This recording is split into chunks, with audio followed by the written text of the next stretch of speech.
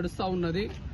మనము భారత రాజ్యాంగంలో చూసినట్లయితే ఏకకేంద్ర ప్రభుత్వము, ఆ తర్వాత సమాఖ్య ప్రభుత్వం అని రెండు విధాలుగా నడుస్తుంది. సమాఖ్య ప్రభుత్వంలో భాగంగా పవర్ ని డిస్ట్రిబ్యూషన్ చేయడంలో భాగంగా ఈరోజు 73rd, 74th అమెండ్మెంట్స్ అని మనం లోకల్ గవర్నెన్స్, సెల్ఫ్ గవర్నెన్స్ అంటే ఎవరికి వాళ్ళు స్వయం పాలన చేసుకునేటువంటి విధంగా మనము 1992 కాడ నుంచి వెళ్ళి మనము 73rd, 74th అమెండ్మెంట్ చేసుకున్నాము. వాటిలో భాగంగా అవకాశాలు ప్రజాస్వామ్యంలో ప్రజాప్రతినిధులుగా self government, local self government నుంచి డెమోక్రాటిక్ ని అప్లిఫ్ట్ చేయాలంటే ఈ అవకాశాలను ఎప్పుడో చేసినటువంటి జనాభా ప్రాతిపదిక ఇచ్చేటువంటి ఆ చట్టాలను మారుస్తూ కాన్స్టిట్యూషన్ ను కోడిఫై చేస్తూ ఈ కాంగ్రెస్ గవర్నమెంట్ కి పాటుపడినటువంటి ఈ సందర్భంగా రేవంత్ రెడ్డి గారు కూడా కలగజేసుకుని ఈ విధంగా అందరికీ పవర్ డిస్ట్రిబ్యూషన్ లో భాగంగా లోకల్ సెల్ఫ్ గవర్నమెంట్ వచ్చేస్తున్నటువంటి స్థానిక ఎన్నికలలో ప్రజాప్రతినిధులను ప్రజాస్వామ్యంలో చాలా వరకు పార్టిసిపేట్ చేసే విధంగా వాళ్లకు అవకాశాలు కల్పించే విధంగా పంచాయతీరాజ్ చట్టాన్ని సవరించి